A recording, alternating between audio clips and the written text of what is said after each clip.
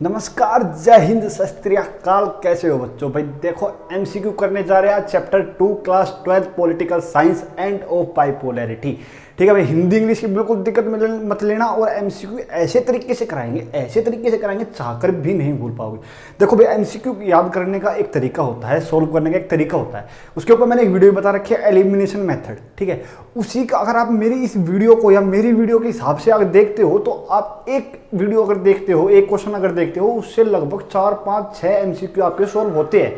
इसको मैं प्रैक्टिकली आपको दिखाऊंगा, आप वीडियो को अंत तक देखना। और क्वेश्चन को मैं कैसे समझाता हूँ ना, ये चीज देखना कि वीडियो के अंत तक क्वेश्चन, एक क्वेश्चन से कितने क्वेश्चन सोल्व हो रहे हैं। जैसे कि मैंने पहला क्वेश्चन कराऊंगा, उसी के बाद आपको समझ में आ जाएगा। भाई वीडियो में स्पेशल बनाई गई है 12th क्लास के बच्चों के लिए, और ऐसे नंबर दिलाने के लिए बिल्कुल फुल आउट ऑफ फुल। ठीक है, उसी की तैयारी में लगे हुए हैं। चलिए भाई वीडियो शुरू करते हैं।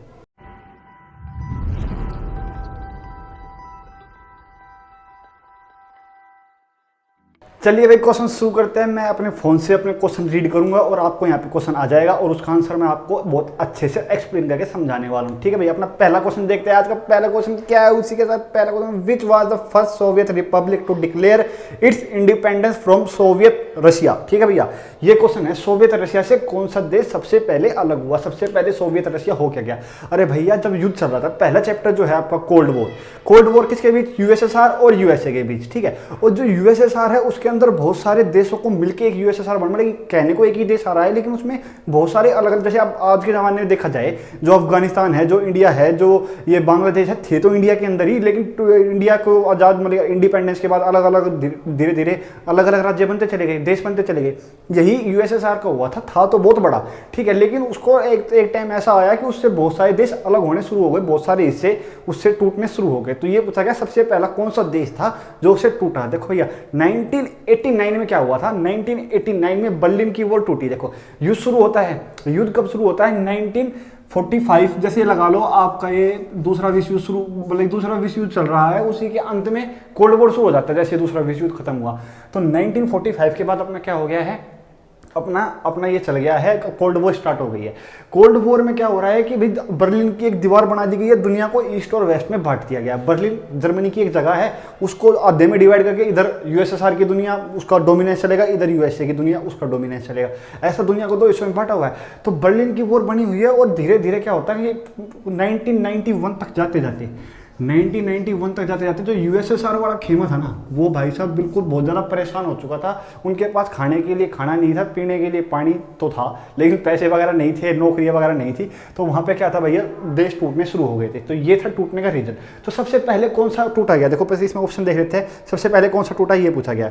ऑप्शन है लिथुनिया, मोल्दोवा, अर्मेनिया, जॉर्जिया। देखो भाई, सबसे पहले इनमें से टूटा था ऑप्शन नंबर ए, लिथुनिया। ठीक है, लिथुनिया एक, जैसे यूएसएसआर के अंदर मैंने बताया, ये सारी कंट्री यूएसएसआर के अंडर ही आती थी उस टाइम पे। अब आज के टाइम पे सारी अलग है, आज के टाइम पे कोई भी नहीं, लगभग मेरे हिसाब से 15 कंट्रीज ऐसी है जो अलग हो चुके हैं। अब रशिया बचा है सिर्फ, 15 कंट्रीज उससे अलग हो चुके हैं। उन्हीं में से 4 के नाम दिए हुए, लिथुनिया, मोल्दोवा, अर्मेनिया और जॉर्जिया, जो आज भी अलग है। लेकिन इसमें से जो सबसे पहले टूटा था वो था लिथुनिया, ऑप्शन ए। ठीक है भैया, नेक्स्ट क्वेश्चन है, Bolshevik communist party was founded by. Bolshevik communist party, देखो भाई जैसे मैंने बताया, देखो अब ये इससे थोड़ा सा अलग है, इससे थोड़ा सा पहले की बात है। 1917 में क्या होता है, रशियन रिवॉल्यूशन किस चीज़ से? रशिया में जो राजा होता है ना, उसको जार बोला जाता है, जार। उस टाइम पे किसका राज चल रहा है? ये 1917 के टाइम पे जार निकोलस सेकंड। ठीक है, लोग बाग राजा महाराजा से परेशान हो चुके हैं, राजा महाराजा का राज लोगों को अच्छा नहीं लग रहा। वो चाह रहे हैं कि हमारे देश में प्राइवेट प्रॉपर्टी का कंसेप्ट खत्म हो जाए। सोशलिज्म होता है, कैपिटलिज्म होता है, एक दुनिया में दो, एक क्या बोलते हैं, आइडियोलॉजी चलती है। ठीक है, विचारधारा है। अब इसमें सोशलिज्म चाह रहे हैं लोग। सोशलिज्म क्या होता है कि भैया प्राइवेट प्रॉपर्टी किसी के पास ना हो, प्राइवेट प्रॉपर्टी किसी के पास नहीं होगी, इसका मतलब इनइक्वालिटी नहीं होगी, यानी कि जमीन किसी के पास नहीं है, यानी कि जो जब वहाँ पे एक राज्य है उसके पास जितना भी रिसोर्स है वो सारा पूरी कम्युनिटी का है। ऐसा नहीं है कि देश में अंबानी लाखों करोड़ों अरबों खरबों रुपए लिए बैठा है और कोई आदमी है जिसके पास दिन के 5 रुपए भी नहीं कमाता। तो ऐसी इनइक्वालिटी नहीं चाहते, तो उसको सोशलिज्म अडॉप्ट कर लेते हैं वो, कि भाई हर कोई बराबर हो, अनिल अंबानी हो, चाहे कोई टाटा हो, चाहे कोई कुछ भी हो, हर किसी के पास बराबर का पैसा होना चाहिए। ऐसा एक किसी के पास प्रॉपर्टी नहीं होगी, तो उसको सोशलिज्म बोलते हैं। तो उसी की शुरुआत बोली गई थी, रशियन रिवॉल्यूशन हो गया था, उसके बाद वहाँ पे प्राइवेट प्रॉपर्टी बिल्कुल जो कंसेप्ट था वो खत्म हो गया था, 1917 में हुआ था। तो ये किसने करवाया था भाई? एक पार्टी थी उनकी, Bolshevik revolution party. Bolshevik party क्या थी, एक जैसे होता है ना, जैसे कि अब आज के टाइम में वहाँ पे कम्युनिस्ट पार्टी है कई देशों में, लेकिन देखो वहाँ पे अपना कौन सा है, अपना चाइना में ये सी जिनपिंग, ही सी जी है ना, देखो मैं बताता हूँ क्या है उसका नाम, ये है सी जिनपिंग नाम है उनका, लेकिन सी तो ये वाला सी है, समझ रहे हो ना, तो ही इज सी, ये थोड़ा सा कंट्रोवर्शियल मामला है ये, ही इज सी वाई, छोड़ो इस चीज़ को छोड़ो। हम कहाँ पे थे, हम थे 1917 बोल्शेविक रिवॉल्यूशन, इसको रशियन रिवॉल्यूशन भी कहा जाता है, और उसको हेड किया था लेनिन ने। बोल्शेविक पार्टी जो थी ना, पार्टी बनी हुई थी, जैसे इंडिया में अगर हम बोल रहे हम किसने, जैसे इंडियन इंडिपेंडेंस में किसका सबसे बड़ा योगदान, इंडियन नेशनल कांग्रेस, उस टाइम की इंडियन नेशनल कांग्रेस का सबसे बड़ा हाथ था।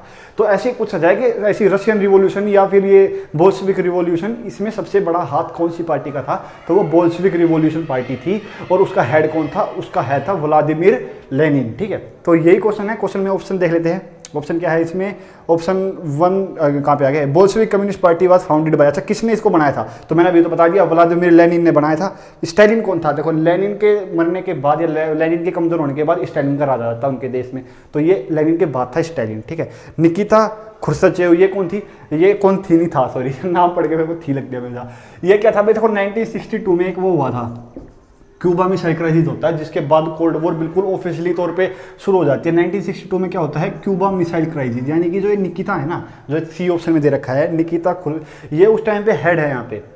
ठीक है, तो 1917 में तो वहाँ पे रिवोल्यूशन होके वहाँ पे अब पार्टी का हेड बन के आएगा इलेक्शन के बाद, ठीक है, प्रेसिडेंट बनेगा, तो ऐसे ही वहाँ पे हो रखा है रशिया में। तो रशिया में जो निकिता खुर्बाचेव है वो वहाँ पे हेड है, और उन्होंने क्या किया है, देखो अमेरिका जो है ना, अमेरिका एक देश है, पता होगा, यूएसए यहाँ पे पड़ता है लगभग। ठीक है, यहाँ पे अमेरिका पड़ता है, और यहाँ पे बहुत सारे छोटे छोटे आइलैंड है, तो इनमें से एक आइलैंड है क्यूबा, क्यूबा के अंदर रशिया यहाँ पे पड़ता है। तो रशिया ने क्यूबा के अंदर एक मिसाइल तैनात कर दी कि भाई साहब यहाँ पे मैं अपने, क्योंकि ये भी सोशलिज्म को फेवर करते हैं और ये भी सोशलिज्म को फेवर करता है, ये कैपिटलिज्म को फेवर करता है, सारे के सारी कंट्री यहाँ पे।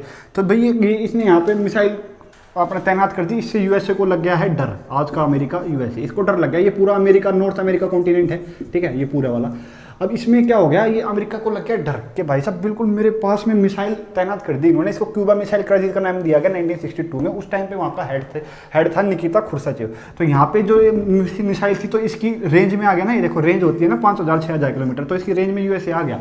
तो यूएसए को डर लग गया था कि भैया अब मेरे ऊपर खतरा है, बिल्कुल मेरे साथ में इन्होंने, सोशलिज्म वालों ने मेरे पड़ोस में आ गया बिल्कुल अपना गोला बारूद लेके, तो इससे इनको डर लग गया था। इसी कारण क्या हुआ था कि क्यूबा मिसाइल क्राइसिस थी, दुनिया में युद्ध की स्थिति यहाँ पे बन गई थी, यूएसए ने धमकाना शुरू कर दिया था इनको कि भैया यहाँ से भाग जाओ वरना युद्ध हो जाएगा खतरनाक लेवल का। तो यहीं से कोल्ड वॉर की एकदम से, मतलब युद्ध होता नहीं है लेकिन युद्ध की एक शुरुआत हो जाती है। ठीक है, तो यही होता है कि भाई ये क्यूबा मिसाइल क्राइसिस था उस टाइम पे थी, ये निकिता खुर्साचेव। ठीक है, तो ये इसका ऑप्शन हो गया है। और ये जो सा है, ये डी है, ये बेचारा कोई इतना इंपॉर्टेंट नहीं है, इसको नहीं पढ़ते। ठीक है,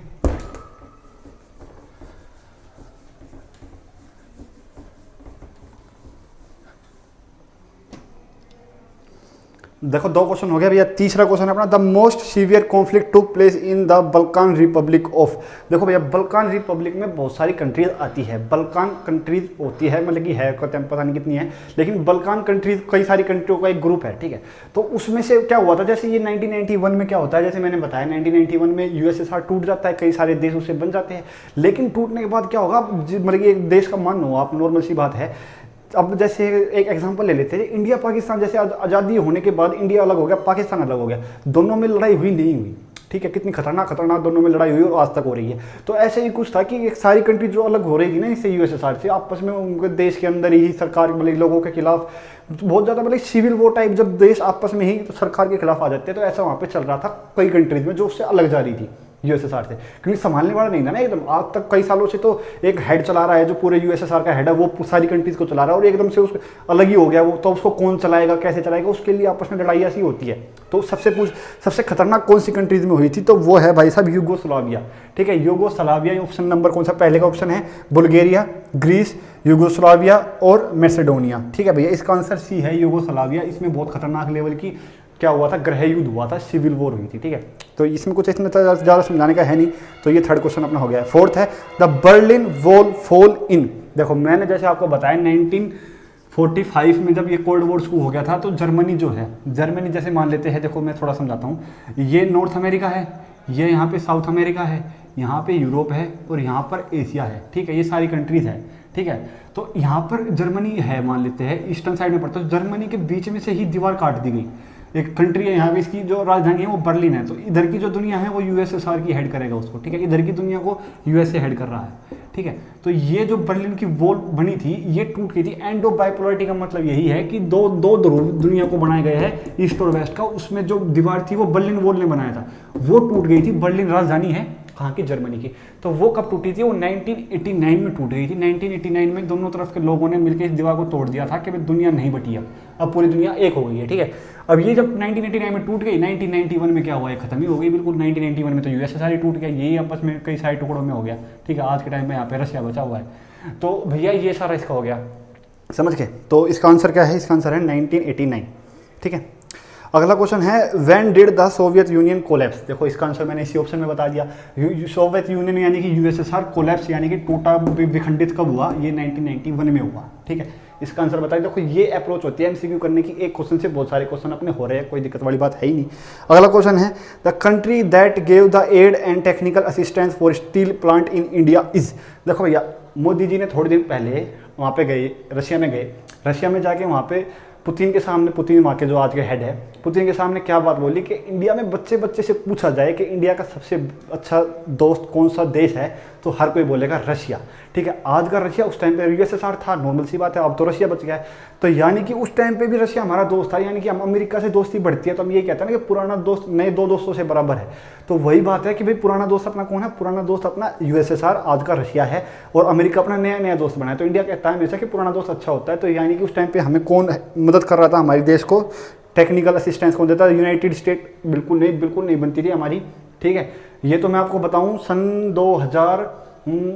2000 के बाद ही लगा लो, 2000 के बाद इनसे हमारे रिश्ते ठीक हुए हैं, क्योंकि यूएसएसआर टूट गया, यूएसएसआर इतना पावरफुल नहीं रहा। और बहुत सी मतलब कि फैक्टर है, चाइना का राइज हो रहा है, ठीक है। चाइना पूरी दुनिया में सबसे पावरफुल बन के आ रहा है और यूएसए अब तक सबसे पावरफुल है। तो दोनों के बीच में टकराव है कि भाई पुरानी जो पार्टी है, जो ताकतवर है, उसको अपनी सीट से हटना पड़ रहा है, नहीं उसकी गद्दी में कोई आके बैठेगा, उसको प्रॉब्लम तो होगी ना। तो उसको पता है कि चीन आएगा तो सबसे दिक्कत हमें करेगा। तो चीन को रोकने के लिए इंडिया का सहारा ले रहा है, इसलिए इंडिया के साथ आज के टाइम पे यूएस की जो है अपनी दोस्ती बढ़ गई है अपनी अमेरिका के साथ। लेकिन उस टाइम पे हमारी यूएसएसआर के साथ दोस्ती थी।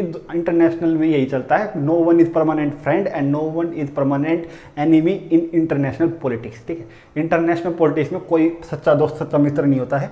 तो यही है कि हमसे उस टाइम पे किसने हेल्प किया था, किसने हेल्प की थी हमें उस टाइम पे हेल्प की थी यूएसएसआर ने, ठीक है। इस यूएसएसआर ने हमारी हमेशा कारगिल युद्ध में भी हमारी मदद की थी और आज के टाइम पे बहुत हथियार हमको देता रहता है, ठीक है, रशिया।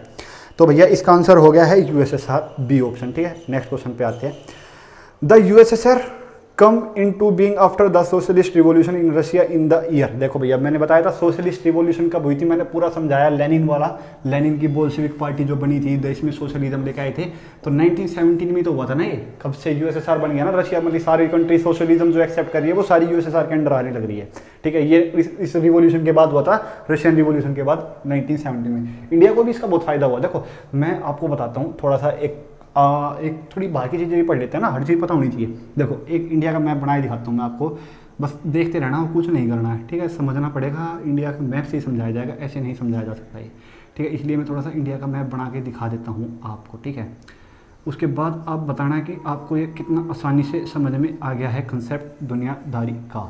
जो दुनियादारी का कंसेप्ट समझना बड़ा मुश्किल काम है, उसको हम इतनी आसानी से समझ रहे हैं, वो आपको देखना है। देखो थोड़ा जल्दी में बढ़ाएं तो अपना इंडिया बन गया है, इंडिया के बीच में एक अपना हार्ट भी होना चाहिए, ठीक है। ये अपना इंडिया बन गया है, ठीक है।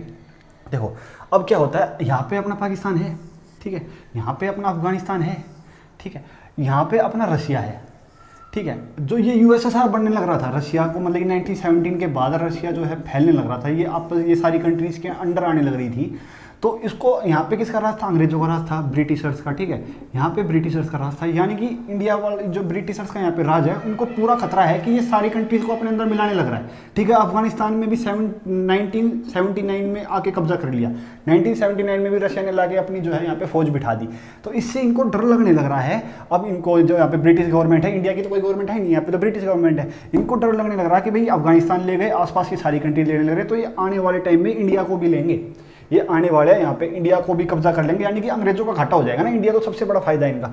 तो इसलिए इन्होंने यहाँ पे एक लाइन खींच दी थी जिसको आज के टाइम पे दुरान लाइन बोलते हैं, इधर अफगानिस्तान की और इसकी सीमा को पाकिस्तान की। ये लाइन किस लिए खींची गई? पाकिस्तान को एक बफर जोन बनाया गया। बफर जोन क्या होता है?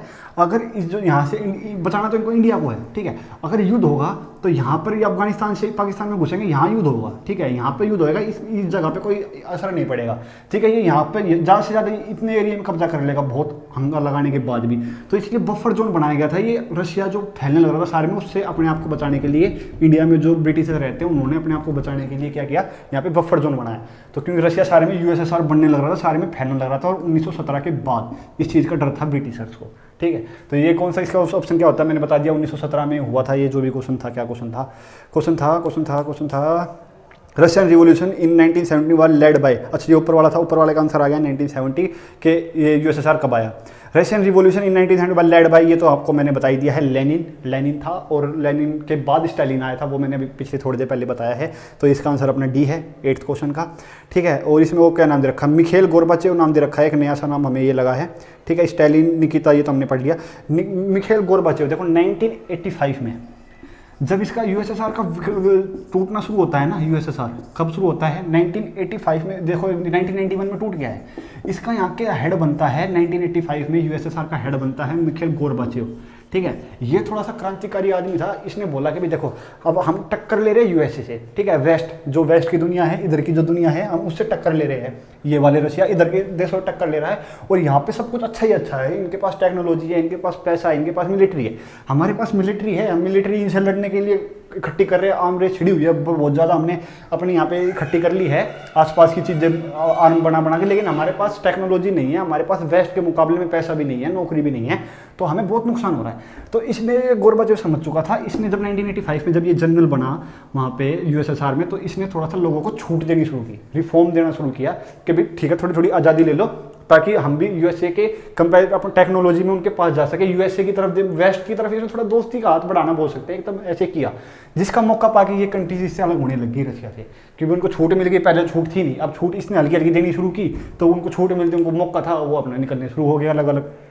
तो 1985 में आते हैं ये मिखेल गोर्बाचेव का काम क्या था कि रिफॉर्म लाने शुरू किए, जिसकी वजह से ये नींव पड़ गई थी कि 1989 तक बर्लिन की वॉल टूट गई और 1991 तक यूएसएसआर ही खत्म हो गया।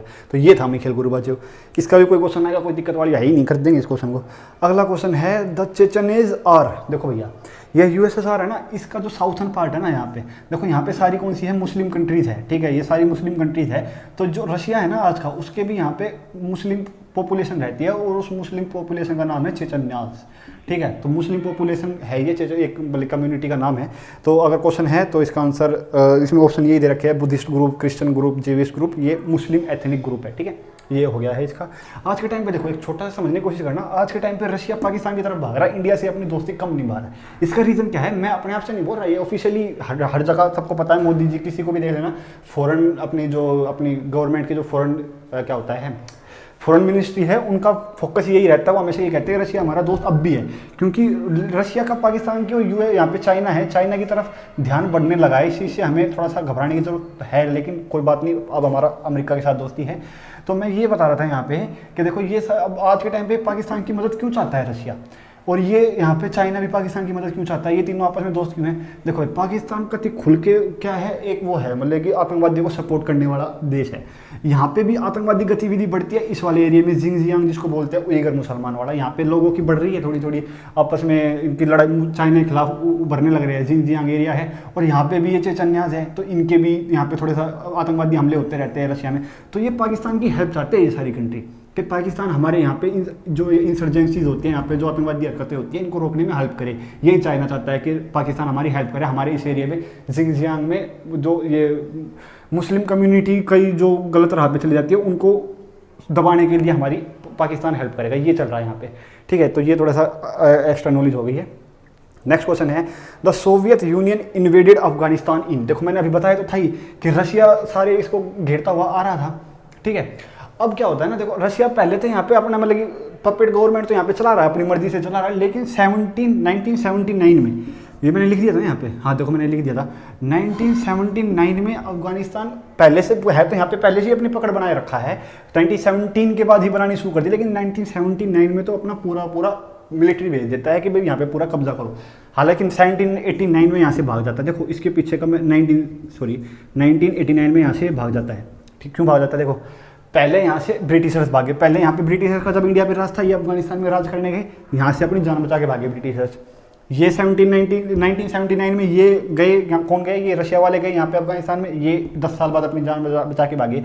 और एक अभी करंट का एग्जांपल है 2001 में यूएसए ने इसके ऊपर हमला बोला था अफगानिस्तान के ऊपर, क्योंकि यूएस के वहाँ पे जो क्या है, यूएस के वर्ल्ड ट्रेड उस पर हमला हुआ था ना, वर्ल्ड ट्रेड सेंटर पे हमला हुआ था, लादेन ने करवाया था, तो उसी पे इन्होंने हमला चलाया था कि भैया क्या था, वॉर अगेंस्ट टेरर करके कुछ था, कि भाई अब सारी दुनिया से हम टेररिज्म खत्म कर देंगे। तो इन्होंने अफगानिस्तान पे 2001 में यूएसए ने आके अपनी मिलिट्री बिठा दी थी कि भाई जितने भी यहाँ पे आतंकवादी ग्रुप है हम इनको खत्म करेंगे। और 2001 से अब 2021 आ गया है, 10 साल में ये भागा था, अब 20 साल में ये भाग गया है यहाँ से, यूएसए भाग गया है। अब ऐसा क्यों है भैया, सारी दुनिया क्यों भाग रही है यहाँ से? कोई भी नहीं जीत पाता। इंडिया में ये आए अंग्रेज 200 साल राज करके गए, ये 10 साल 20 साल में क्यों भाग रहे हैं? तो भैया अफगानिस्तान की तो कुछ ऐसी बातें कही जाती है कि भगवान जब दुनिया को बना रहा था ना, अफगानिस्तान के लोग ही कहते हैं कि भगवान जब दुनिया को बना रहा था, बनाते वक्त जो उसके लास्ट में जो बच गया ना, उसके पास सबसे बेकार टूटा फूटा सामान, उससे भगवान ने अफगानिस्तान को बना दिया। यहाँ पे एक तो ज्योग्राफी ऐसी है, पहाड़ है, कटीले पहाड़ है, ठीक है, मतलब इतना कुछ खाने पीने का भी नहीं है, तो यहाँ पे जो है सारी कंट्रीज यहाँ से भागना ही पड़ता, उनको कोई जीत नहीं पाता। इंडिया में तो सब कुछ अच्छा था, पैसे ही पैसा था, तो यहाँ पे रुक गए, तो यहाँ से सारी कंट्रीज भागती है अफगानिस्तान से। तो ये 1979 में आया था यहाँ पे अफगानिस्तान, ये आपका क्वेश्चन था, ठीक है, इसका आंसर मैंने बता दिया है, ठीक है। नेक्स्ट क्वेश्चन करते हैं भैया, नेक्स्ट क्वेश्चन है वो become general secretary of the Communist Party of Soviet Union in 1985। अभी बताया भाई साहब, ये बताया, कौन बना था? अभी बताया था मिखेल गोर्बाचेव, ठीक है, क्रांतिकारी आदमी। ये कब आया था? 1985 में। तो इसके बाद ये थोड़े क्या लेके आया था, रिफॉर्म्स लेके आया था, जिसके बाद इनको टूट गए थे, ठीक है, ये मैंने बता दिया, इसमें कोई बात ही नहीं। Which country in central Asia witnessed a civil war that went on for 10 year. देखो मैंने अभी बताया था कि कई कंट्रीज में सिविल वॉर चल गया था जो इनसे अलग हो रही थी। सिविल वॉर यानी कि अपने ही देश में सरकार के खिलाफ आपस में लड़ाई छिड़ रही है, कई देशों में हो रही थी, ठीक है। सबसे खतरनाक कहाँ पे हुई थी? यूगोस्लाविया में हो रही थी। और 10 साल तक सबसे लंबी कहाँ पे हुई, ये पूछा गया। और इसके ऑप्शन मैं आपको बता देता हूँ, अजरबैजान, तजाकिस्तान, उज्बेकिस्तान और तुर्कमेनिस्तान, ठीक है। तो इसका आंसर है भाई साहब तजाकिस्तान, ठीक है। तजाकिस्तान यहाँ पे सेंट्रल एशिया में पड़ता है। तो तजाकिस्तान जो है यहाँ पे 10 साल तक चलता है सिविल युद्ध। अब मतलब दुनिया के आज भी कई कंट्रीज में सिविल वॉर तो चलता ही रहता है, ठीक है। अब इंडिया को थोड़ा सा आप क्रिटिसाइज़ करने से पहले, कई लोग करने लगते हैं देश को क्रिटिसाइज करने से पहले, देखो हमारा देश बहुत शांत है, बहुत ठीक है। अगर दुनिया के देश को देख, सारों में, ये सेंट्रल एशिया में सारों में सिविल वॉर छिड़ी रहती है, अफ्रीका में सारों में सिविल वॉर छिड़ी रहती है। और ये वेस्टर्न कंट्रीज दबाती, मतलब बताती, दिखा नहीं पाती, लेकिन इनमें भी होता ही रहता बहुत ज़्यादा। कभी भी इंटरनेशनल न्यूज़ देखना, इनमें भी भिड़ती रहते हैं आपस में, ठीक है। तो ये अपना हो गया है इसका तजाकिस्तान आंसर, ठीक है। नेक्स्ट क्वेश्चन है the end of the cold war marked the end of. देखो मैंने अभी बताया था ना, ये जो वो मैंने अभी बनाया था वो शायद मिटा दिया है, मिटा दिया, हाँ मिटा दिया, ठीक है, कोई बात नहीं। देखो ये दुनिया है, बर्लिन मान लेते हैं, यहाँ पे जर्मनी है, यहाँ पे इन्होंने बर्लिन की वॉल खींच दी है, तो इससे ही थोड़ा सा डिवाइड मान दिया गया। हालांकि ये नीचे की कंट्रीज थी, ये किसी की तरफ नहीं थी, ये नाम में थी, NAM, non alignment movement. India भी इसी में आता है, तो इंडिया किसी भी तरफ नहीं था। हालांकि जो देश नीचे की तरफ तो पानी पानी है, कुछ है ही नहीं। ये जो कंट्रीज है, ये वाली यूएसए की तरफ थी, ये वाली यूएसएसआर की तरफ थी। यानी कि दुनिया को क्या बना दिया? Bipolar world. बाय यानी कि दो, एक होता है यूनिपोलर, उसमें होता है कि सिंगल कंट्रीज, सिंगल देश वो पावर में होता है, और एक होता है मल्टीपोलर। इसका मतलब समझ जाओ यार थोड़ा। मल्टीपोलर होता है कि देश, दुनिया में बहुत सारी ताकतें हैं, एक दो नहीं है, पहले दो थी, फिर एक हुई, अब बहुत सारी है। पहले दो कौन थी? यूएसए और यूएसएसआर। और बर्लिन की वॉल टूटने के बाद क्या होता है? ये बाइपोलर वर्ल्ड नहीं रहा, ये देश जो है टूट चुका है। अब सिर्फ और सिर्फ एक देश बचा है पावरफुल, यूएसए जाता जाता क्या कर गया? हिरोशिमा नागासाकी पे बम फेंक गया है, दुनिया को दिखाने के लिए सबसे खतरनाक हम है, ठीक है। तो इससे क्या हो गया? अपना यूएसए का दुनिया में सिर्फ एक ही कंट्री बचती है पावरफुल, यूनिपोलर, और बाइपोलर वर्ल्ड खत्म हो जाता है। इसका ऑप्शन है ए, ठीक है। Since the end of cold war the united nation has been, united nation भाई अब बहुत ही एक मतलब बनाया तो बहुत अच्छा था कि दुनिया में शांति बना के रखेगा, लेकिन दुनिया में बहुत ज़्यादा शांति नहीं बना पा रहा है, तो ये कमज़ोर होता जा रहा है। ये आज के टाइम पे भी बहुत ज़्यादा कमज़ोर होता जा रहा है, तो इसका आंसर क्या है? वीक होता जा रहा है, ठीक है। तो इसका आंसर अपना हो गया है। तो भैया आज के क्वेश्चन इतने ही कर लेते हैं, ठीक है। तो आपको वीडियो कैसी लगी ये कमेंट सेक्शन में बता दो। मैं बहुत ज़्यादा थक चुका हूँ, आधे घंटे से बोल रहा हूँ। अच्छी लगी तो कमेंट कर दो, अच्छी सी मज़ेदार सी, और शेयर कर दो, लाइक और सब्सक्राइब भी कर दो। और सारे क्वेश्चन मैं अपने आप लेके आऊँगा और इसी क्वेश्चन से देखना कितने क्वेश्चन बनेंगे, ठीक है। कहीं से कुछ भी उठा लेना, सारे क्वेश्चन यहीं से बनेंगे। तो भैया वीडियो को शेयर कर दो दबा के। तब तक के लिए जय हिंद।